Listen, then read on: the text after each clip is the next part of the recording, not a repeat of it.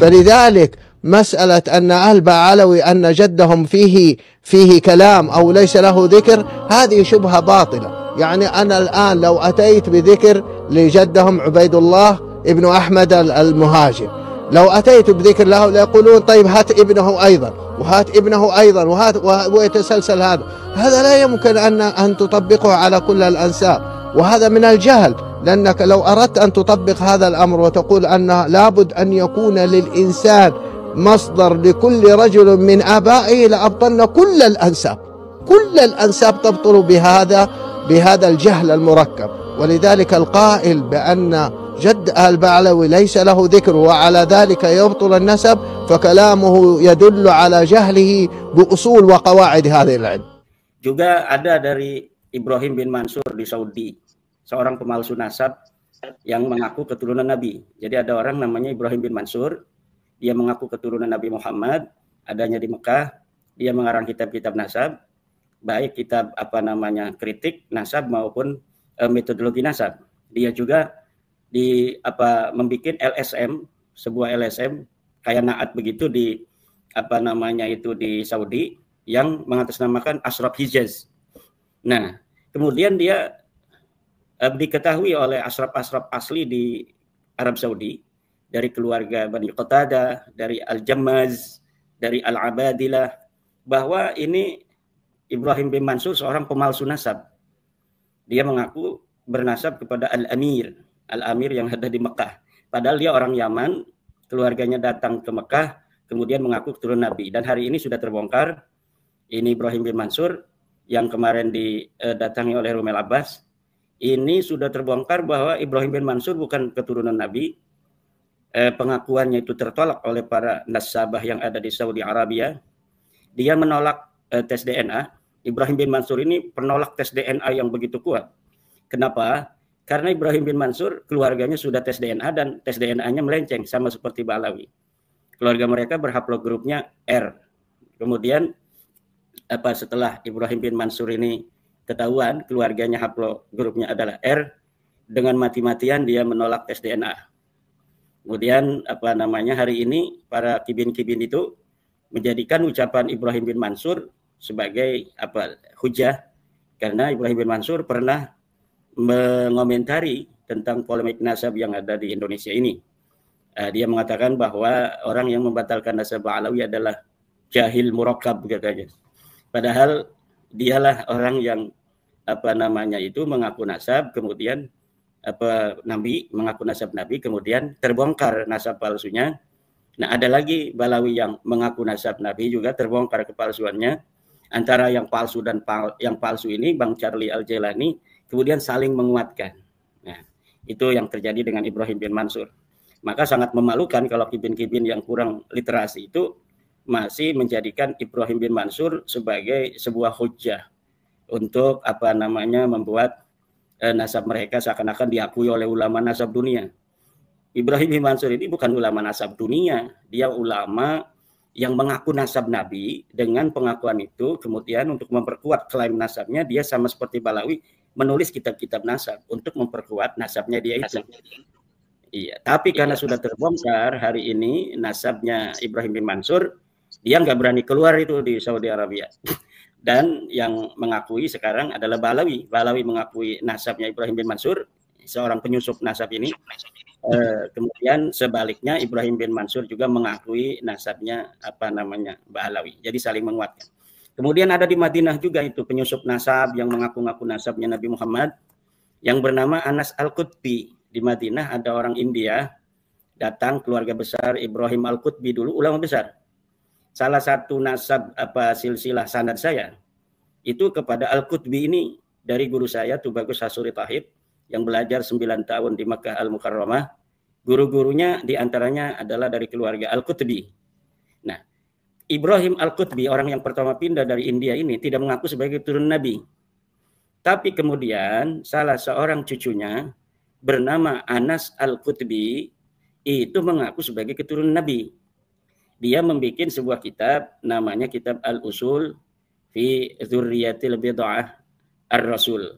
Nah, di dalam kitabnya itu dia mensahihkan Ba'alawi. Namanya Syekh Anas Al-Qutbi. Tetapi sayangnya keluarga Al-Qutbi yang lain menolak klaim nasab daripada Anas Al-Qutbi, bahwa Anas Al-Qutbi ini hanya mengaku-ngaku dan keluarga kami bukan keturunan Nabi Muhammad. Kami orang India. Kakek kami yang pertama kali pergi ke Saudi Arabia adalah Ibrahim Al-Qutbi. Dan tidak hanya di dalam sebuah kitab, Syekh Zuhair Al-Qutbi, Dr. Zuhair Al-Qutbi ini sepupu dari Anas Al-Qutbi yang menolak klaim daripada Anas Al-Qutbi bahwa dia seorang keturunan Nabi. Nah, tetapi juga bibi-bibinya, jadi bibi-bibi dari Anas Al-Qutbi ini membuat sebuah pernyataan, disetempel pakai matre lah istilahnya, bahwa saya putra Ibrahim Al-Qutbi menolak klaim daripada Anas Al-Qutbi, keponakan saya, yang mengatakan dirinya keturunan Nabi, dan keturunan Al-Qutbi semuanya adalah bagian daripada Sadatul Ashraf. Nah, yang hari ini kenapa ini pantas kita bahas tentang Anas Al-Qutbi? Karena Anas Al-Qutbi digunakan Ba'lawi sebagai hujah mereka bahwa Naqib Madinah katanya yang bernama Anas Al-Qutbi mensahihkan nasab Ba'lawi. Padahal dia bukan Naqib Madinah. Naqib Madinah itu tidak ada, yang ada itu kerajaan. Kerajaan itu mencatat nama keturunan-keturunan Nabi. Dan nama keturunan Nabi itu dapat khumus, dapat ghanimah di Saudi Arabia. Dan mereka ini sama sekali tidak menonjolkan diri. Jarang sekali mereka menonjolkan diri bahwa kami turunan Nabi, kami Sayyid, kami Syarif. Mereka banyaknya pengusaha, bos-bos minyak, pegawai-pegawai bank. Nah, ini keturunan Nabi asli itu emang banyaknya begitu. Tentara, jenderal-jenderal gitu. Ada yang ulama juga ada, tetapi yang seperti sufi-sufi kayak orang Yaman itu yang ke kubur-kuburan segala macam itu memang tidak ada dari keluarga ashraf yang ada di Makkah dan Al-Madinah. Ya. Nah, yang ingin saya katakan bahwa memang nasab-nasab palsu itu bukan hanya di Indonesia. Ya. Di pusat Islam hari ini, yaitu di Makkah Madinah pun ada orang-orang yang mengaku sebagai turun Nabi. Seperti Ibrahim bin Mansur yang kemarin itu membantu Ba'lawi, juga Anas Al-Qutbi yang mengarang kitab Al-Usul fi Nasab Al-Dzurriyah Al-Bid'ah Ar-Rasul itu. Al-Usul fi Dzurriyyatil Bid'atir Rasul itu. Lah ini beberapa usaha-usaha yang lain yang dilakukan Ba'lawi ini semuanya mentol. Ya. Artinya apa? Memang seharusnya mereka sudah iktiraf, sudah seharusnya memang itu mengakui bahwa mereka memang bukan turun Nabi. Lah, ya. Kok semua orang jadi mulia yang aku turun Nabi kok? Bang Charlie Al-Jilani ini orangnya ganteng, keren, kan punya channel, tanpa ngaku-ngaku nasab-nasab yang itu bukan seharusnya. Nah, ini ya. Yang harus diakui oleh Ba'lawi. Kemudian kitab ini saya tulis, ini kitab Minhajun Nasabin fi Ibtali Nasabi Ba'lawi Al-Multasik lil Alawiyin. Saya menulisnya ini berdasar permintaan banyak sekali para kiai yang ingin tulisan bahasa Indonesia buku Ulama Nusantara menggugat nasab palsu itu dibahasa Arab kan. Memang buku Ulama Nusantara menggugat nasab palsu itu di sana memuat berbagai macam kaidah-kaidah, dalil-dalil, kronologis pemalsuan manuskrip, klaim-klaim kitab-kitab masa lalu yang palsu. Itu ada semua dalam kitab Ulama Nusantara menggugat nasab palsu.